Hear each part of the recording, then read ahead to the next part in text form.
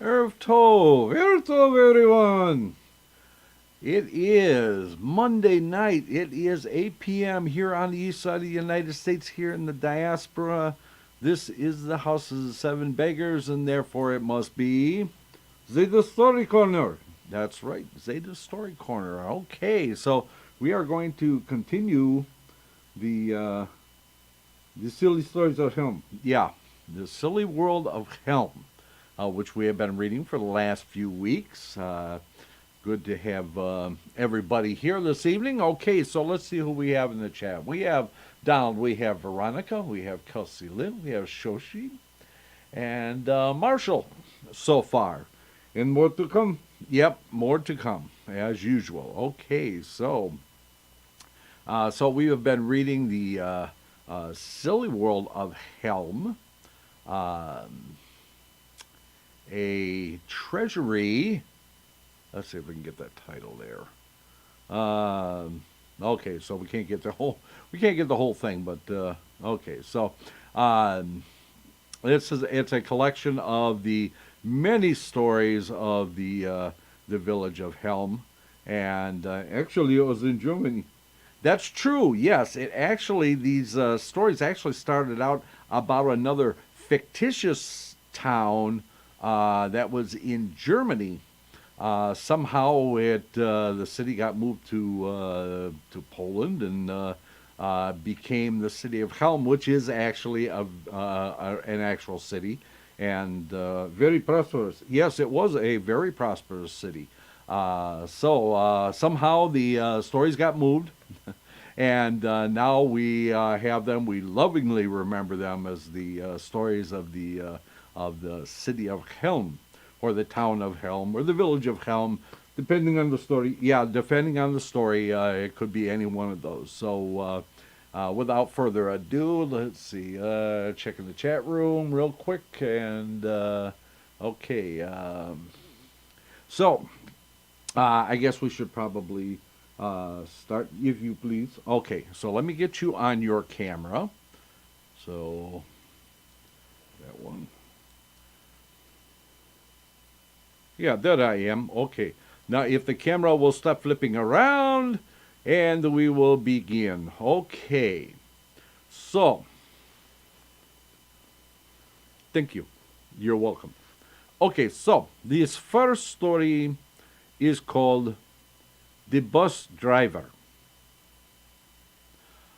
Once upon a time, Yunkel, the wagon driver, announced he was going to America.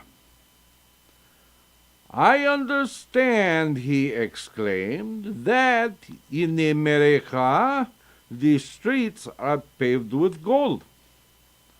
So, if I go to America, all I have to do is bend down and pick up as much gold as I will need to become the richest man in Helm. The old sage of Helm blessed the uncle and told him to always remember that in America, the man who builds a better mousetrap is the one everyone will look up to. Very, very wise words. Yes, they are very, very wise words. Everyone in Helm wished him well, and the uncle set out for America. When he got there, he discovered that the streets were not paved in gold. And if one wanted to eat, they had to work for a living. No. So what can a horse and wagon driver in America do? After all, in America, they only had buses. So, Yunkel went to school to become a bus driver. When he had finished his training, the manager of the bus company, realizing that he was still a bit inexperienced, gave him a small route on the Lower East Side of New York. After the first day on the route, Yunkel returned to the garage and turned in his collection for the day. "Are you kidding me?" shouted the bookkeeper who added up the fares. "You have more than $300 in the receipts." "No. So is that bad?" Yunkel questioned. "Not at all," exclaimed the bookkeeper. "This is marvelous. Why, we have never took in more than $50 in a single day's collection on that run. This is fantastic. Tell me, how did you come to get so many fares? Was there a parade or something?" Yunkel beamed. "There was no parade or anything else. I drove on the route given to me for an hour or so, but there was hardly anybody who wanted to ride. So I went off the route and just took people where they wanted to go. It took me longer to get done, but it made all the passengers very happy."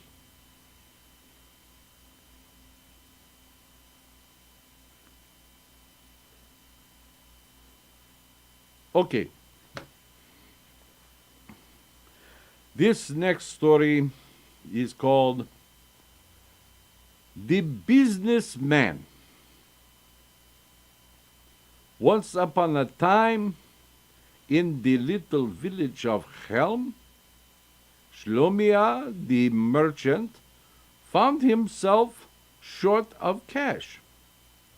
So he went to Chaim the tailor and asked him for a loan of 500 kopecks just for a few months. Since Shlomia was an industrious fellow, he was quickly granted the loan. A few months later, when Shlomia did not repay the loan, Chaim began to pressure him for the money. Shlomia ran to his old friend Meir, the butcher, and asked him for 500 kopecks. Meir gave Shlomia the money, and Shlomia promised to pay it back by the end of the year. So, Shlomia was able to give Chaim back the 500 kopecks he owed. At the end of the year, however, Meir grabbed Shlomia and explained that he was overdue on his loan. "Don't worry," exclaimed Shlomia. "You'll have the money first thing in the morning." That afternoon, he went back to Chaim to ask him for another loan. "Listen, didn't I pay you back every kopeck I borrowed?" he asked. So Chaim gave Shlomia the loan with the promise he would pay it back in a few months. With the money, he quickly paid off Meir, and they had a drink to toast the payment of the debt. A few months, Chaim began pressuring Shlomia for the money he owed. Shlomia ran back to Meir and explained that since he had paid him back the first debt, could he borrow 500 kopecks once more? Since his credit was good, Meir gave him the money. This went on for years. One day, Shlomia met the old sage of Chelm. "You look troubled," said the old sage. "Not troubled," sighed Shlomia. Just tired. I keep running back and forth between Meir and Chaim to pay off my debt. And he told the whole story to the old sage. "Why do you worry so?" said the old sage. "I have a simple solution. Why don't you simply convince Meir and Chaim to give each other 500 kopecks every few months and leave you out of it?"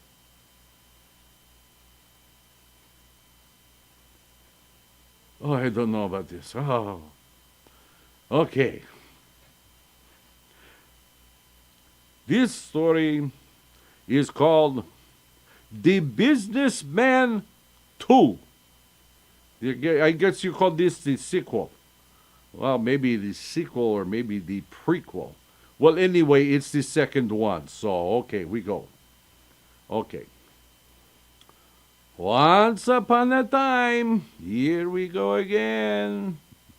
In the little village of Chelm, Mendel, the farmer, decided to try his luck in the big city of Minsk.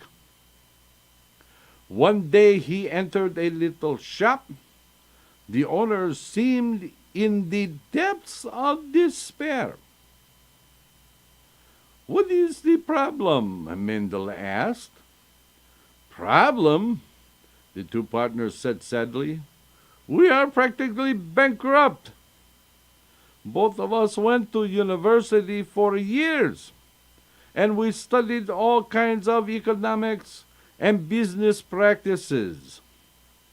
But in spite of all that great knowledge, we can't seem to make a go of our little business." Mendel listened intently. "Maybe if I took over the store for a while, I could make a go of it." Both of the men started to laugh. "You, a farmer from Helm? How could you even think that you could turn a business around?" they asked. Mendel shrugged. "Listen, let me try. You have nothing to lose. You said you were on the verge of going out of business. Could I make it any worse?" The two partners laughed, handed Mendel the key to the shop, and bid him good luck as they walked out. So, about a year later, the two partners happened to be visiting Minsk. When they passed their old little shop, they were amazed to see a brand new storefront. There were customers standing 3 deep in line outside the store. They were flabbergasted. That's a word you don't hear much anymore. Yeah, that's true. You don't hear a lot of people saying they were flabbergasted. Flabbergasted. It's a good word. I like that. Flabbergasted. Flabbergasted, flabbergasted, flabbergasted. Oh, anyway, let's just get back to the story. Okay, so they were flabbergasted. Flabbergasted. When they went inside, there was Mendel, the little farmer from Helm, standing behind the counter, taking in money as fast as his customers could hand it over. I bet they were flabbergasted. Okay, let's get on with the flabbergasted and get on with the story. Okay. I like that word. I know you do. Okay, so the partners smiled broadly as they approached him. "Mendel, this is wonderful. We are flabbergasted." That's not what it says in the story. I know, I just wanted to throw that in. I like that word. Okay, anyway. "How did you manage to turn the shop into such a gold mine? You are selling the same wares we sold. Yet the business is thriving, and the customers are standing 2 and 3 deep outside the store." Mendel smiled broadly. "You see, With all your college education, there is something they don't teach, and that is common sense. I never went to college and know very little about good business practices. I simply relied on my common sense. Tell us quickly, the two men gasped. They weren't flabbergasted. Okay, they gasped. Not flabbergasted, they gasped. How did you turn such a huge profit? Mendel shrugged. I wasn't greedy. I simply bought for $1 and sold for $1.01. You see, I am very happy with my 1% profit. And so the story worked its way back to Helm. Until this very day, the only stores that earn huge profits are those who aren't greedy. They buy for $1 and they sell for a penny more, satisfied with their 1% profit. That really doesn't sound like a foolish tale. No, it really doesn't. It sounds like a very ethical one. Yes, it does. It really does. That's a good idea. Okay, so the next story is called The Businessmen 3. Okay, not 3 businessmen, but The Businessman story number 3. Okay, so what do you call it when it's a third? There would be a prequel and a sequel, and then what do you call it after that? I'm not really sure. Trilogy, I guess. Yeah, okay, a trilogy, kind of like the Hitchhiker's Guide to the Galaxy. Yeah, kind of like that, with all 5 books in the trilogy. Yeah, exactly. Okay. Okay, so these are called The Businessmen 3. Once upon a time, this is a good one too. Moshe and Oizer decided to go into business together. We will open an inn, they said. However, before we can open our doors, we must have wine. Agreed, exclaimed Moshe. No? So where do we get the wine? That is so simple, explained Oizer. We will go to the next village and purchase a barrel of wine. From that barrel, each of us will make a fortune. So the 2 men set out for the village and purchased a barrel of wine. So far, so good, eh? They placed the barrel carefully on their little donkey cart and started back to the village of Helm. As they rode, Moshe turned to Oizer and asked, maybe I could have just a little wine since the road is so dusty?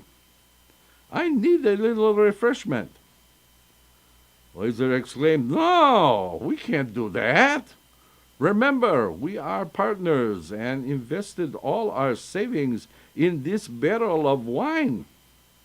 Anyone who gets a drink from the barrel has to pay for it. We will charge 10 kopecks per drink.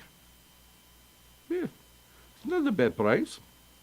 You can get an airplane ride for... Yeah, I know. That's from last week. Yeah, the airplane ride was 10 kopek. Okay. So anyway, Moshe reached into his pocket and exclaimed, look, I still have 10 kopek left. I will purchase the drink. He handed the coins to his friend and drew a cup of wine.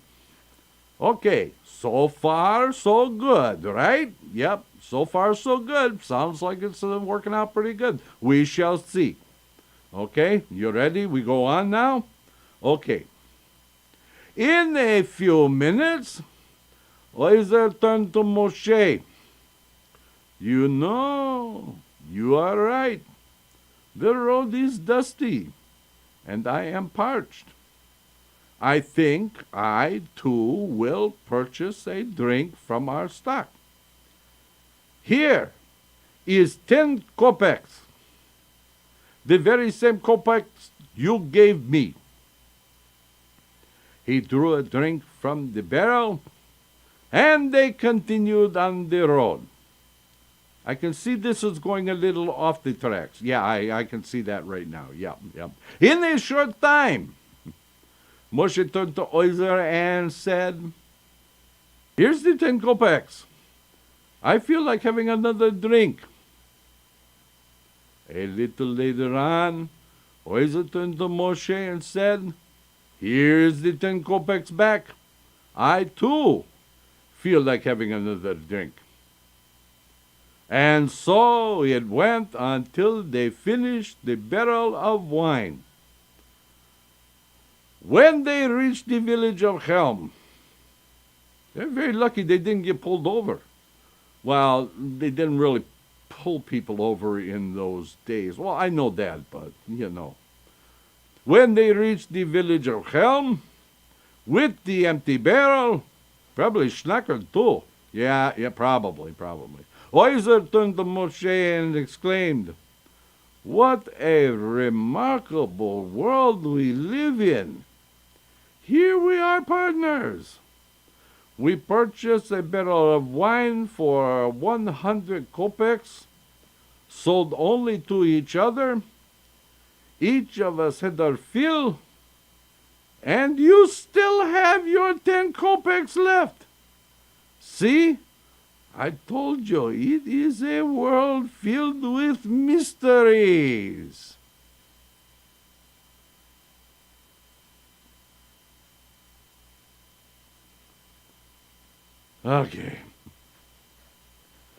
Okay, so we are done with the businessman. Okay. Let us go on. This is a really funny one. You'll like this one. You'll all like this one. I guarantee it. Okay? Okay, so let us read. This one is called The Buttered Bread. The old sage, the wisest man in Helm, was giving the children a lesson in science. Oh, this ought to be good. It is known, it's a known fact that there is a force called gravity. It pulls all things to the ground. Actually, it pushes it. Yes, we know that. Yes. It doesn't pull, it pushes. That's true. Yeah, okay. But let's get on with the story. This was written a long time ago. I know it was written a long time ago. I'm just explaining to the people that we know that gravity pushes and it doesn't pull. Okay, is that okay with you? Okay. Let's just move on with the story. Okay, so it pulls all things to the ground, which we already explained. It is also a known fact that when a piece of bread is buttered, and should it fall to the ground, it is inevitable that the butter side will fall face down to the ground, making the bread dirty and inedible. You buying that? Okay. One of the children raised his hand. Dear sage, I have heard it said that Reb Yankel once buttered a piece of bread, and when it fell to the ground, it landed on the side that was not buttered. Could you please explain this? The old sage smiled and declared, Of course. What you don't understand is that Reb Yankel buttered the bread on the wrong side. Had he buttered the bread on the other side, it would have landed face down. You see, you cannot change the laws of science. Oh, God. Really? I have heard it said, one youngster called out, that in our village of Helm, a teacher is only permitted to visit his family once a year if he is teaching in another nearby city. Why is this so? The old sage smiled warmly and explained, this came about some years ago when one of our great teachers went to a nearby city to instruct the children. He would visit his family, but only once a year. One day, I called him into my study and asked, tell me, my friend, you teach in the nearby city, only a few miles from our village, yet you visit your family but once a year. Why? The teacher explained, you see, old sage, I come back once a year, and every time I come back, my wife has a baby. Could you imagine what would happen if I came home more often? In all honesty, I would not be able to support such a family. The old sage smiled to the children. You see, it then became an official rule in this village of Helm, and the one who works in a nearby village within a short distance of Helm should not see his family more than once a year, because otherwise undue poverty would befall him and his family. Yeah, it really says that. Okay. So we're going to take a break here because I don't want to interrupt this story in the middle. It's a good story. Okay, so let us go ahead and take our break. And when we return, we will listen to the story of the chandelier. Okay, so everybody stay tuned. We'll be back in 6. Let's all go to the lobby. Let's all go to the lobby. Let's all go to the lobby to get ourselves a treat. Delicious things to eat. The popcorn can't be beat. The sparkling drinks are just dandy. The chocolate bars and the candy. So let's all go to the lobby to get ourselves a treat. Let's all go to the lobby to get ourselves a treat. It's intermission time, folks, so hurry, hurry, hurry. Step right over to our refreshment center for the most extravagant array of refreshment goodies ever assembled under one roof. Enjoy breathtaking, mouth-watering goodies, everything from a snack to a delicious full meal. At our refreshment center, you'll find a large variety of goodies to satisfy your hunger, your thirst, or your sweet tooth. So hurry, hurry, hurry. Visit our refreshment center now. The show starts in 5 minutes.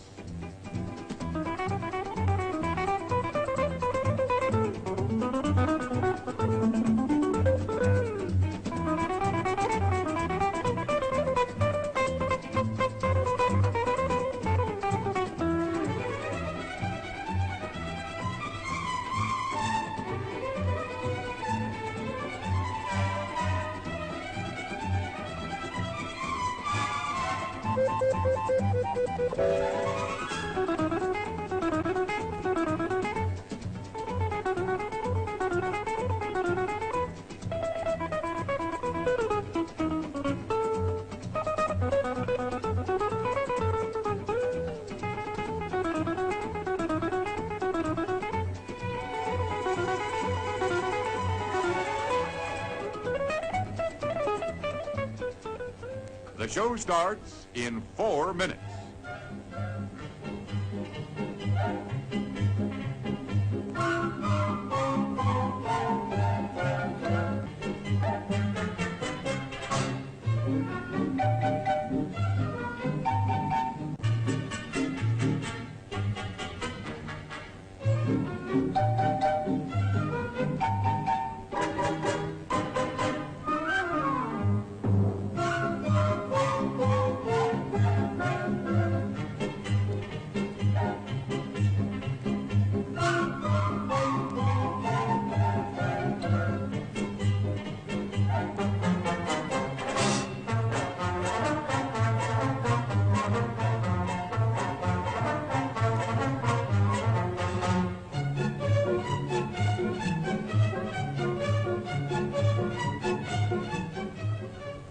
The show starts in 3 minutes.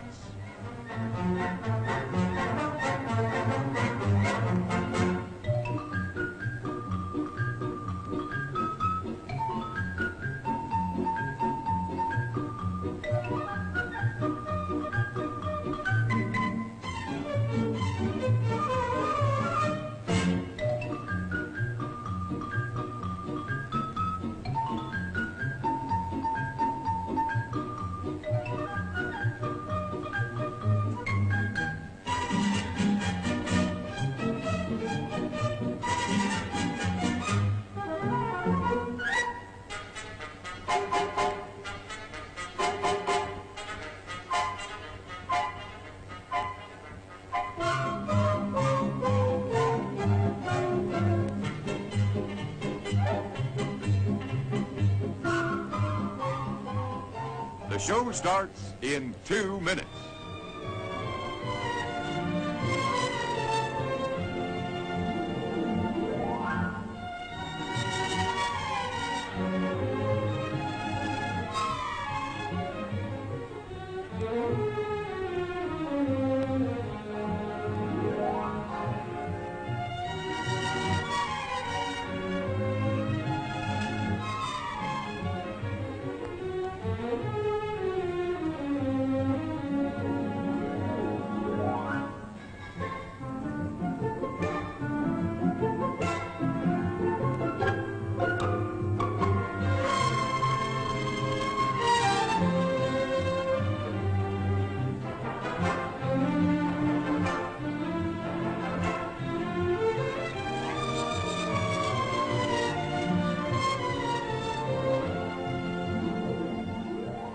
The show starts in 1 minute.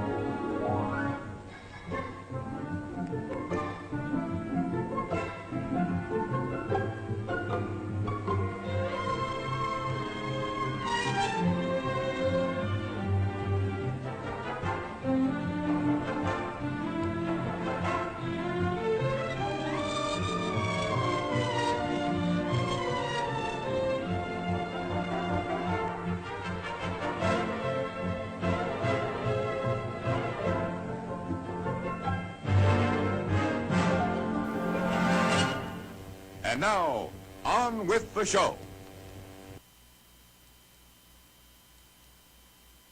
And we are back. Okay. So we continue on with our stories from the silly world of Helm. Okay. I see R3QV13M has joined us. Good to have you with us. Okay. So, this story is called The Chandelier.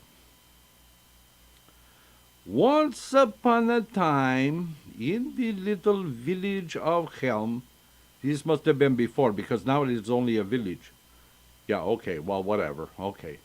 So, anyway, Yiddle, the shamus, the beadle, in the only shul, had had a reputation of being a bit of a know-it-all and a difficult person. He was always against progress. Whenever anyone wanted to improve the shul in some way, Yidel would fight them tooth and nail. So when the membership of the shul wanted to purchase a chandelier, they decided to have a meeting about it and not tell Yidel. And so the meeting began. I heard from my cousin in Minsk that we could get a beautiful chandelier for only a few thousand kopecks, Shepsil explained. And I heard from a cousin in Pinsk that we could get a beautiful hand-carved chandelier with beautiful light bulbs for less than 1,000 kopecks, muttered the tailor exclaimed. But, pleaded Chaim, the big question is, should we place the chandelier over the congregation that has to read the prayers from a book, or over the bima for the rabbi who knows all the prayers by heart? I want to get the chandelier from Minsk, from my cousin, Shepsil shouted, because if anything is wrong with it, we could bring it back. And if anything breaks on it, we could get parts directly from Minsk. And what about my cousin in Pinsk? Muttel shouted. Don't you think Pinsk is just as close as Minsk? And besides, if a part breaks on the chandelier, he could fix it for us for nothing. And so the argument went back and forth. Should they buy in Minsk or should they buy in Pinsk? Should they be placed over the bima for the rabbi who knew all the prayers by heart? Or should they be placed over the congregation who must read the prayers from a book? As the night wore on, Yidel, the shamus, the know-it-all, wandered into the shul. He listened for a few minutes in the back as the members argued. Then he stepped forward and announced, I, as the most knowledgeable man in this village, make a motion that we should not get a chandelier at all. First of all, I doubt very much whether anybody could spell it to even order it. Second of all, I don't think anyone in the entire village of Helm could even play one. And besides, you should be discussing something even more important. We do not need a chandelier. What we really need in this shul is more light.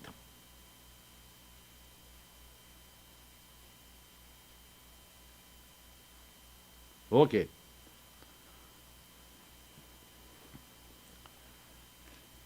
Okay, I'm going to tell one. It's not in the book. It's not in the book. No, it's not in the book. But it is a story. I'm sure you will agree that it comes from Helm. Okay. Okay, so why don't you, I guess, go ahead and tell us. Okay. So there was once a lady who came from Helm. Her name was Ahava, and she was a sick old lady, and she was in a nursing home. Well, her niece, Shelo, used to come and visit her. One day, Shelo forgot her cell phone at the home where Ahava was staying. So Ahava decided she would let Shalom know that she forgot her phone. So she called her phone several times. Now, wait a minute. I know this story. I thought you would know this story. You know, it fits right in with the stories from Helm. I keep telling you. Okay. Can we just get on with the stories and stop worrying about where my family came from? Okay, I'm just saying it fits right in with the book. It should be in the book. Okay. Let's just forget about it and let's move on with it. Okay. Sorehead. Okay. So this one is called The Choir and the Train. Once upon a time, in the silly world of Helm, a traveler was passing through. He noticed a group of children singing in front of one of the houses. An old bearded gentleman was feverishly leading the choir in song. The traveler stopped to listen and enjoyed the music. He turned to one of the Helmites who was passing and said, "My, what a quaint custom! Do these children always sing in front of houses?" The Helmite smiled and said, "No, this is a special choir put together to sing only for the sage of Helm, the wisest man in our village." "How interesting," the man said. "They sing very well." He watched and was particularly taken by the bearded old-timer who was leading the choir. He was waving his hands feverishly, swaying with each note. Kind of like this, kind of got who is the blind singer? You know the blind singer. I can't remember his name. Ma chérie amour. Okay. Anyway, he was swaying back and forth with the singing. Okay. "You know," the man said to the Helmite, "that house seems empty. Why are they singing in front of an empty house?" "Oh," replied the Helmite, "that is the home of our sage of Helm." "Then why isn't he in the doorway or looking out a window to acknowledge their singing and the feverish efforts of their leader?" "What are you talking about?" the Helmite replied. "That is the sage of Helm leading the choir. What do you expect him to do? Be in two places at the same time?" I'm just going to let that one sit there. Okay. This one, thank you, Soche Stevie Wonder. Okay. So now we got that straight. Okay. This story is called The Cobbler and the Chicken Farmer. For some reason or another, historians could not understand why the villagers of Helm never had two shoes that matched. If ever a traveler came to the village of Helm, he would always see the villagers hobbling around with one long shoe on one foot and one short shoe on the other. Why? Who knew? That was the way it was for one generation, and that was the way it was for the next, and then the next, and so on. But now, for the first time, the true story can be told. Once upon a time, in the silly world of Helm, Sarah, the wife of Chaim, the cobbler, called out to him, "Chaim! Chaim, my good husband, today is Friday. You must put down your tools and go to Shimon, the chicken farmer, to get a chicken for a Shabbos meal. Here is a coin for the chicken. Hurry! The hour is late. Well, Chaim put his tools to one side, pushed the rows of shoes he had made out of his way, and made his way to Shimon, the chicken farmer. When he reached the yard of Shimon, he saw hundreds of little chickens scampering about.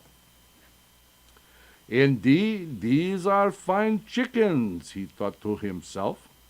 Now, let me see which one shall I select for our Shabbos meal. As he leaned over to examine a fine little chicken, the coin his wife had given him to pay for the chicken fell out of his pocket. Before he could retrieve the coin, a group of chickens lunged at the coin, which was gobbled up in a second. "Gewalt!" shouted Chaim, the cobbler. "Now that my coin is gone, how will I pay for the chicken?" Just at that moment, Shimon, the chicken farmer, appeared from behind the barn.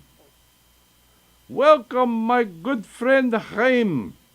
I see you have come for your Shabbos chicken."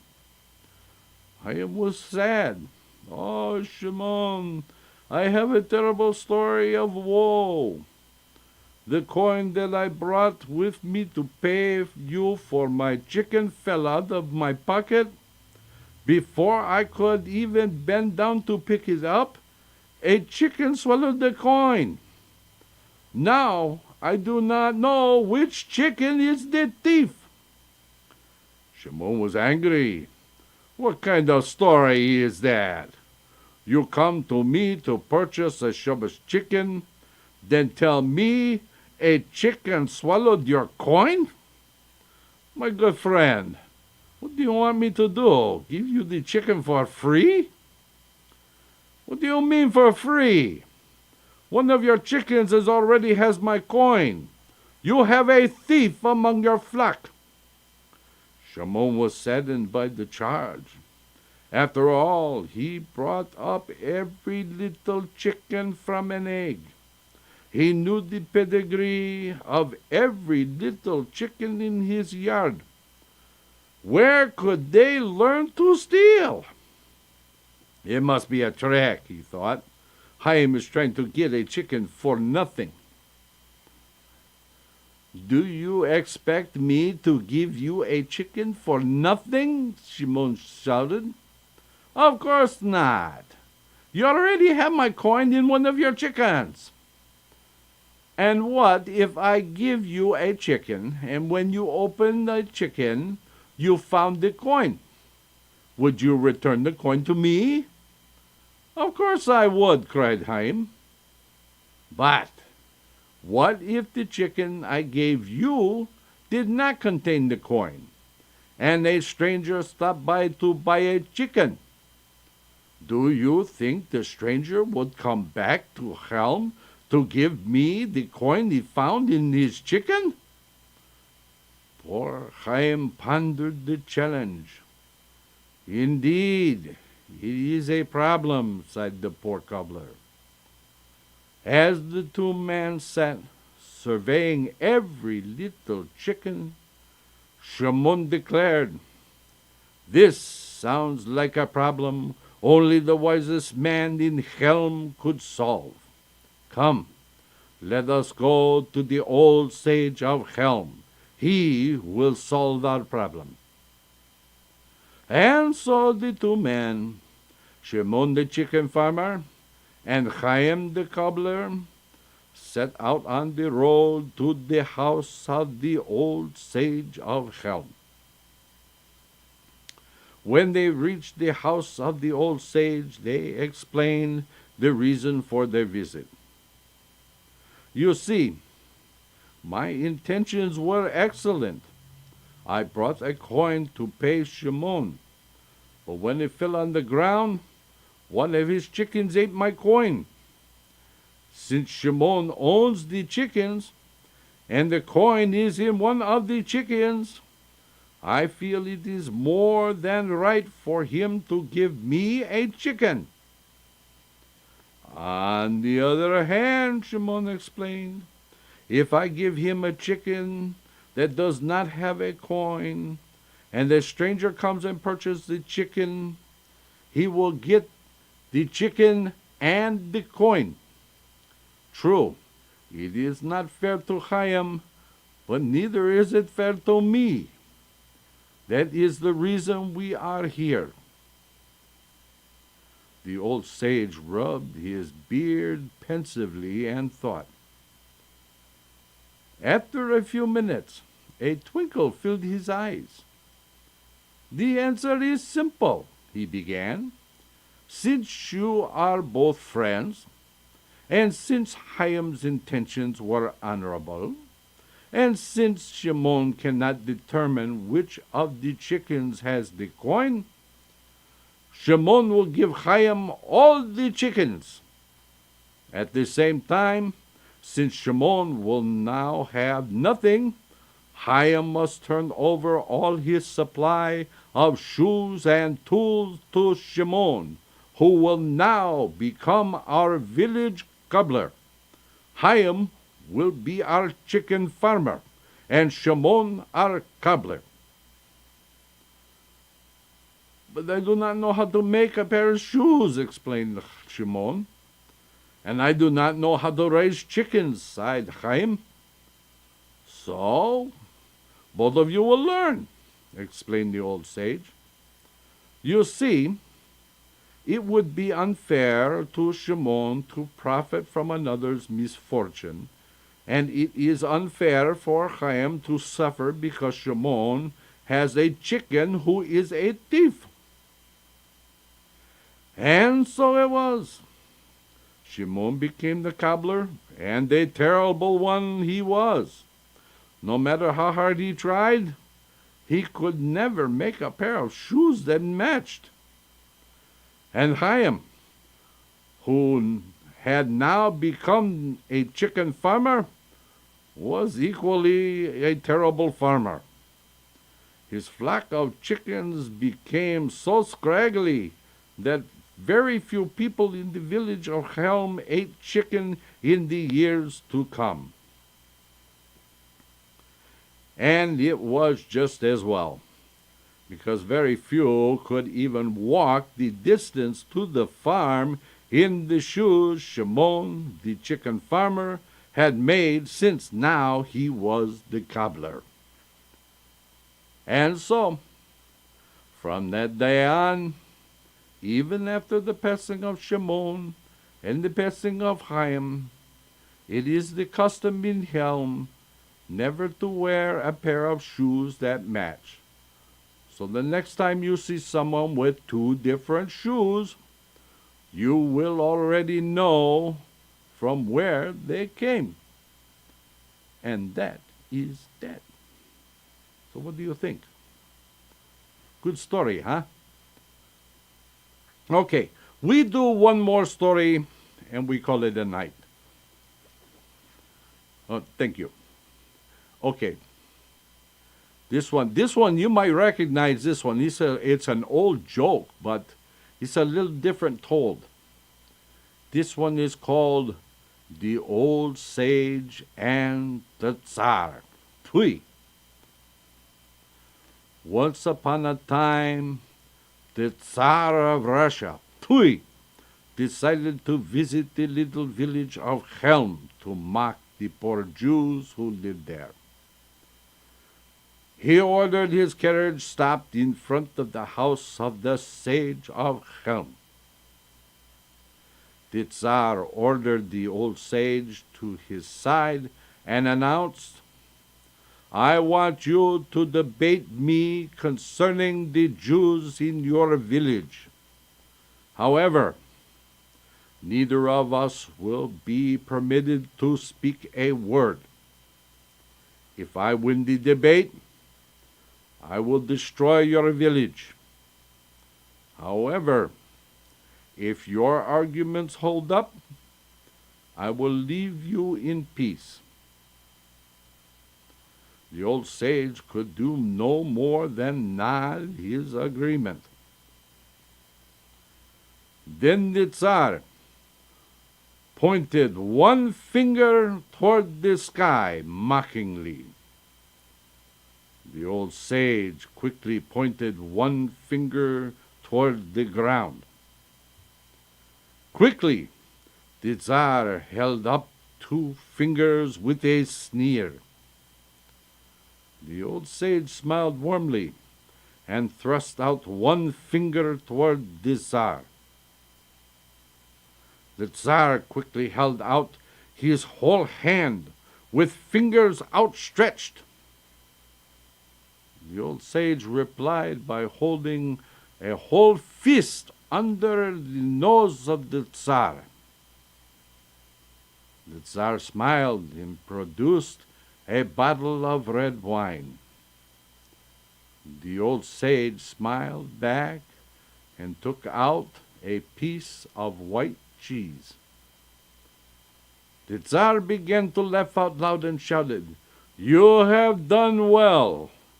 I will go in peace." And his wagon began to move out of the village. As the wagon lumbered toward Moscow, an aide to the Tsar asked, "Could you tell me what you said in the debate?"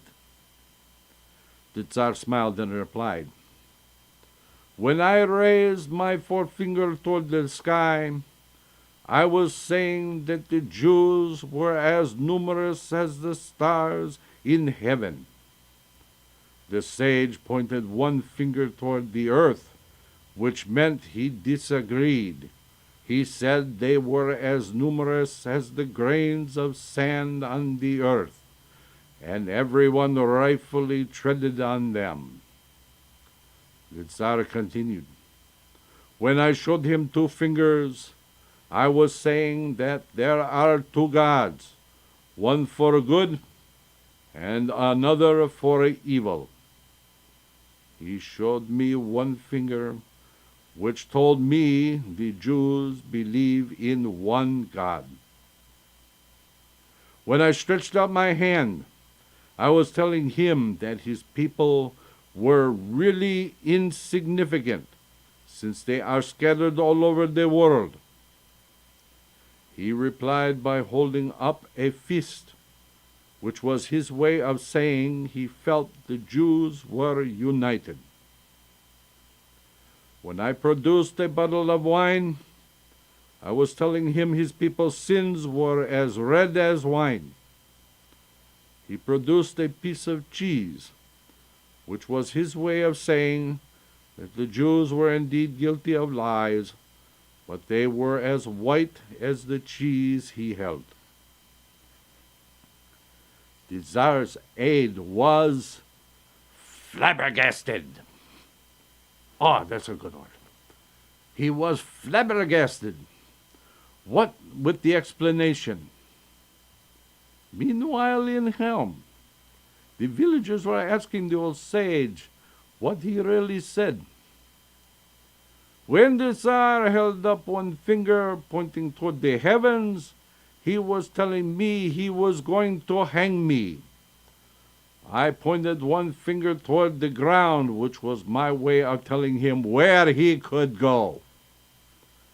When he held up two fingers, he was telling me he was going to gouge out my eyes. I held out one finger, telling him that it would be an eye for an eye. When he held out an open hand, he was telling me he was going to slap my face.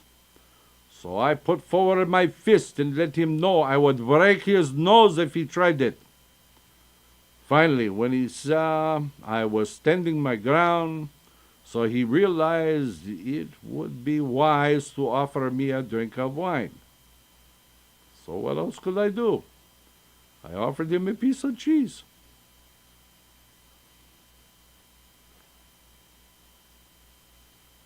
So, that is the end of our time together tonight.